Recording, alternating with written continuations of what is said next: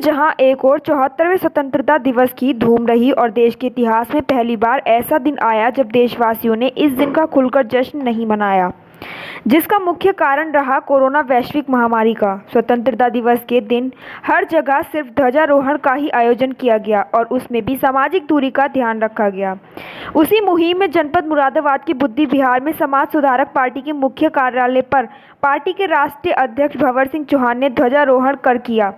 इस अवसर पर कार्यक्रम में उपस्थित सभी पदाधिकारियों व कार्यकर्ताओं ने सामाजिक दूरी का पालन करते हुए इसमें भाग लिया। सर, क्या कहना चाहेंगे आज जो ध्वजारोहण हुआ है? मैं सर्वप्रथम भंवर सिंह चौहान की तरफ से आज 15 अगस्त 74वां स्वतंत्रता दिवस के शुभ अवसर पर ध्वजारोहण का कार्यक्रम किया गया। पूरे देशवर्ष में सभी को बहुत बहुत शुभकामनाएं और बधाई। और आज जो स्थिति है हमारे सामने, कोरोना जैसी एक महामारी चल रही है, उसमें मेरा सभी से अनुरोध है कि शासन प्रशासन जो नियम और कानून के अनुसार जो हमारी सुरक्षा व्यवस्था हमको व्यवस्था बनाने के लिए जो निर्देश दिए जा रहे हैं उनका हम पालन करें। सभी देशवासी और इस महामारी से एक साथ एकजुट होकर के निजात पाने के लिए कार्य करें। सर, ये जो आपने आज ध्वजारोहण किया अपने इस कार्यालय पर, तो सर नियमों का किस तरह से पालन किया आपने, जो कोरोना की थी, जो गाइडलाइन सरकार ने जारी की है? जो गाइडलाइन सरकार ने जारी की है, हम लोगों ने मास्क लगा के, सिर्फ कार्यालय जो स्टाफ है हमारा समाज सुधारक पार्टी का, हम बाहर से कोई नहीं बुलाया, क्योंकि जो सरकार के आदेश हैं कि बाहर से अधिक भीड़ या अधिक लोगों को ना बुला करके हम अपने स्टाफ के साथ ही ध्वजारोहण का कार्यक्रम आज हमने। सर, शासन व्यवस्था को लेकर आप क्या कहना चाहेंगे जो इस समय देश में या प्रदेश में है? देखिए, हमारे देश में जो और प्रदेश के अंदर जो शासन सरकार की व्यवस्था है, सरकार की व्यवस्था जो सरकार के दिशा निर्देश हैं वो बिल्कुल सही हैं। योगी जी के बिल्कुल सही सख्त निर्देश हैं, सही सख्त निर्णय लेते हैं। मोदी जी सही और सख्त निर्णय लेते हैं जो कानून व्यवस्था के ऊपर, मैं सभी व्यवस्थाओं के ऊपर नहीं कह रहा, कानून व्यवस्था जिस तरह के हमारे देश में अभी अपहरण हो रहे हैं, हमारे प्रदेश में कई अभी घटनाएं हुई हैं, अपहरण हुए हैं, मर्डर हुए हैं, एनकाउंटर भी हुए हैं, उन सबको देखते हुए निचले स्तर पर सही कार्य नहीं हो रहे हैं। उनको देख करके जो उन कार्यों को निचले स्तर पर देखते हुए जो सरकार के जो नुमाइंदे, जो सरकार की भारतीय जनता पार्टी की सरकार है, जो उनके जो विधायक हैं, वो विचलित होकर के थानों में पहुंचते हैं, उनके साथ अभद्रता होती है, उनके साथ मारपीट होती है। ये देखिए निचले स्तर पर क्या स्थिति है, क्या इंसाफ आम आदमी को क्या मिलेगा?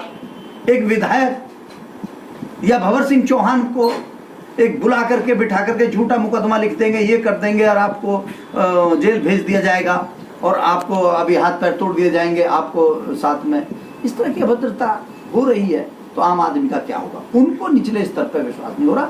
हमारा अनुरोध है इस पर संज्ञान ले सरकार, और सरकार के हमारे जो मुख्यमंत्री हैं वो इस पर ध्यान दें। उन्होंने हालांकि अभी पीछे जो माननीय गोंडा में जो घटना हुई है, माननीय मुख्यमंत्री जी ने उसमें से एक्शन लिया और उसमें कार्रवाई की है।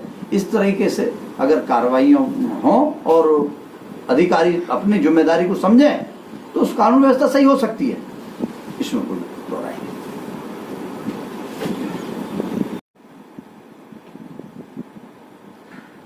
एक और बात मैं कहना चाहता हूं देशवासियों से और खास तौर पर स्वर्ण समाज के भाइयों से। अभी हमारे सुशांत सिंह राजपूत जी का जो मामला चल रहा है, जिसको हत्या को आत्महत्या करार दिया जा रहा है, उस पर कहीं ना कहीं प्रश्न चिन्ह लगता है महाराष्ट्र सरकार को, महाराष्ट्र सरकार की पुलिस को, कि वह किसी न किसी लोगों को सहायता दे रही है, शरण दे रही है, जो उनके हत्या के दोषी लोग हैं उनको बचाने का काम कर रही है। मैं समाज सुधारक पार्टी की ओर से अनुरोध करता हूं भारत सरकार से कि इस मुद्दे को, इस हत्याकांड का खुलासा हो और सुशांत सिंह राजपूत को इंसाफ मिले, उसके परिवार को इंसाफ मिले इसमें, और उन दोषियों के खिलाफ सख्त से सख्त कानून कार्रवाई, इसमें सीबीआई जांच के आदेश करे सरकार। मैंने इस चीज को काफी देख रहा हूं। अभी जैसे एक गाड़ी पलटती है, तिवारी का एनकाउंटर होता है, दुबे हत्याकांड, उसके लिए क्या कहना चाहेंगे आप? देखिए, इस मामले में जो देश की जनता और उत्तर प्रदेश की सरकार के प्रति जो विचार था, जो सोच रही थी, तब जब विकास दुबे को मध्य प्रदेश से गिरफ्तारी हुई और उत्तर प्रदेश की पुलिस उसको वहां से लेके आई, तभी से हमारे देश की मीडिया बराबर अपने नजर रखे हुई थी, बराबर वो दिखा रही थी लाइव। हमने भी रात्रि में टीवी पर देखा था कि जब वो गाड़ियां एक टोल प्लाजा से निकल रही थी, गुजर रही थी, विकास दुबे दिखाया था उसमें मीडिया में। हम भी देख रहे थे, रात्रि में न्यूज देख रहे थे। अभी यहां तक गाड़ी पहुंच गई या वहां तक पहुंच गई, और ये विचार था कि घटना कुछ ना कुछ होगी। सफर लंबा है और बाई रोड सफर चल रहा है, क्योंकि उसमें उत्तर प्रदेश सरकार के कुछ ऐसे नुमाइंदे थे जिनके राज पास होने थे, और सरकार को उसमें परेशानी खड़ी होती। उन परेशानियों से बचने के लिए और मीडिया की आंखों में धूल झोंकी गई 15 मिनट के लिए, रास्ते में मीडिया को रोका गया, और 15 मिनट के बाद कुछ ही किलोमीटर जाकर गाड़ी पलटती है, एक्सीडेंट होता है और विकास दुबे का एनकाउंटर होता है। मैं उत्तर प्रदेश सरकार से पूछना चाहता हूं और भारत सरकार से, क्या स्वर्ण समाज के लोगों के लिए ही गाड़ियां पलटती हैं, रास्ते में एनकाउंटर होते हैं? क्या 2-2 लाख, 4-4 लाख, 5-5 लाख के इनामी बदमाशों को पुलिस ने, शासन प्रशासन सरकार ने शरण दे रखी है, उनको पाला जा रहा है, जेलों में बैठा करके उनकी मेहमान नवाजी की जा रही है। और तो और इससे बड़ा क्या कांड होगा, जो बॉम्बे में ताज पर जो हमला हुआ था, जो आतंकवादी को पकड़ा गया था, उसका नाम था, उन आतंकवादियों हमारे देश के, हमारे बॉम्बे पुलिस के जाबाजों को, जवानों को मार गिराया, हमारे देश के और विदेश के कितने नागरिकों को मार गिराया। जो उसको आतंकवादी जो अरेस्ट किया गया था, उसका नाम मेरे ध्यान नहीं आ रहा है। अजमल कसाब को अरेस्ट किया गया, कितने साल उसकी मेहमान नवाजी की गई, कितने साल उसको बिरयानी खिलाई गई, कितनी सुरक्षा व्यवस्था की गई, उसके लिए गाड़ियां नहीं पलटी। क्या पुलिस का या सरकार का जोश वहां नहीं दिखाई दिया? क्या पुलिस के उन जवानों को नहीं दिखाई दिया कि हमारे जवानों को इसने शहीद किया है, हमारे जवानों को इसने मारा है? उसकी सुरक्षा, उसकी बिरयानी की व्यवस्था तो कर रही है? उसको न्याय और न्यायपालिका में पूरा उसको समय दिया जा रहा है, न्यायपालिका में पूरा उसको अपना पक्ष रखने का व्यवस्था दी जा रही है, उसको वकील प्रोवाइड किए जा रहे हैं। लेकिन हमारे स्वर्ण समाज का अगर व्यक्ति होता तो उसके लिए गाड़ी पलटी जाती है, फर्जी एनकाउंटर होते हैं। सरकार अगर लगी है तो स्वर्ण समाज को मिटाने के लिए लगी है, स्वर्ण समाज के एनकाउंटर करने पर लगी है। अभी कुछ चंद समय में मैं देख रहा हूं, मैं स्वर्ण समाज के भारत समाज सुधारक पार्टी के कार्यकर्ताओं से मुझे रिपोर्ट मिली है, हमारा 42 जिलों में पार्टी काम कर रही है, 4 राज्यों में काम कर रही है, उत्तर प्रदेश से हमारे समाज के, हमारे पार्टी के पदाधिकारियों से जो हमें रिपोर्ट मिल रही है, 2 महीने से उत्तर प्रदेश की सरकार एससी और बीसी समाज के अधिकारियों को, कर्मचारियों को अग्रणीय कर रही है। तहसील पर एसडीएम का, तहसीलदार का चार्ज दे रही है एससी बीसी के अधिकारियों को, थाने पे चार्ज दे रही है एससी बीसी के अधिकारियों को, स्वर्ण समाज के अधिकारियों को बैक फुट पे ले आई, उनको पीछे कर दिया।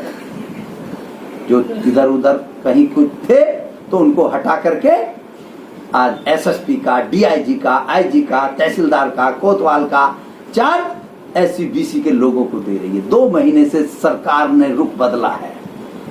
ये है क्योंकि चुनाव नजदीक आ रहा है। अब ये स्वर्ण समाज को गोद से उतार दिया है, स्वर्ण समाज के अधिकारियों को साइड कर दिया है, जाइए आप वहां फाइल झाड़िए। और एससी और बीसी के, एससी एसटी के पदाधिकारियों को कुर्सी सौंपने का काम कर रही है उत्तर प्रदेश की सरकार। ये दोहरी राजनीति, ये वोटों की राजनीति के लिए ध्रुवीकरण का कार्य कर रही है। क्या इंसाफ मिलेगा? तभी तो 2 महीने से अपहरण हो रहे हैं, क्राइम बढ़ा है। जब हमारे स्वर्ण समाज के अधिकारी बैठे थे, 90% वाले जो आरक्षण से नहीं बने थे वो अधिकारी, वो अपनी मेहनत से, वो अपनी शिक्षा, उनके अंदर जो 90% अपनी काबिलियत से, जो एसडीएम, लेखपाल, कानून, पटवारी, तहसीलदार, कोतवाल, एसडीएम, डीएम, आईपीएस जो बना, उसके अंदर योग्यता है, उसने सही कार्य किए, उनको चार्ज पे दिया उत्तर प्रदेश सरकार ने, तो उन्होंने कार्य किए सही, अपनी योग्यता को समझते हैं कि मुझे अपनी कुर्सी पे बैठ करके मेरा कार्य क्या है, मुझे क्या करना है। वो हाथ नहीं फैलाते रिश्वत के लिए, वो देखते हैं पीड़ित को व्यवस्था कैसे दी जाए, पीड़ित का इलाज कैसे किया जाए, पीड़ित को इंसाफ कैसे मिले। और अब 2 महीने से उनको साइड कर दिया है। 90% वालों को, 80% पाने वाले उन अधिकारियों को जो अपनी ताकत पे बल पर अधिकारी बने, और रिजर्वेशन के अधिकारियों को बिठा दिया है। अब वो थानों में विधायकों को मारपीट कर रहे हैं, थानों में विधायकों को, नेताओं को धमकी दे रहे हैं। किसी नेताओं की सुन नहीं रहे, चाहे बीजेपी का नेता हो, चाहे कोई भी हो। हमारे भारतीय जनता पार्टी के नेता लोग बता दें, उनको इंसाफ मिल रहा हो या उनकी कोई सुनता हो। ये सब कोटे का, रिजर्वेशन का खामियाजा है जिसको सरकार भुगतेगी 2022 में। सर, क्यों? बस अपहरण हो रहे हैं, मर्डर हो रहे हैं, झूठे मुकदमे लगाए जा रहे हैं, शोषण हो रहा है निचले स्तर पर, इसका खामियाजा तो भुगतेगी सरकार। सर, बसपा सुप्रीमो मायावती ने एक स्टेटमेंट दिया है कि वो परशुराम की जयंती, वो परशुराम जयंती मनाएंगे और उनकी मूर्ति भी लगवाएंगे भव्य। तो क्या कहना चाहेंगे? वो भी एक तरह से बैकफुट पे आ गई, जब से अयोध्या का जो मंदिर है बनने की वो नींव रखी गई है, तब उनका ये स्टेटमेंट आया है। और कांग्रेस का भी झुकाव थोड़ा हिंदुत्व की ओर हो गया है, तो क्या कहना चाहेंगे आप? देखिए, ये राजनीति के लिए जब बरसात का समय आता है तो चिड़िया भी अपने घोंसले, पक्षी भी अपने घोंसले बनाने लगते हैं। जब चुनाव का समय आता है तो ये राजनीतिक लोग अपनी तैयारी शुरू कर देते हैं। ये राजनीति करने की तैयारी है, चुनाव नजदीक है।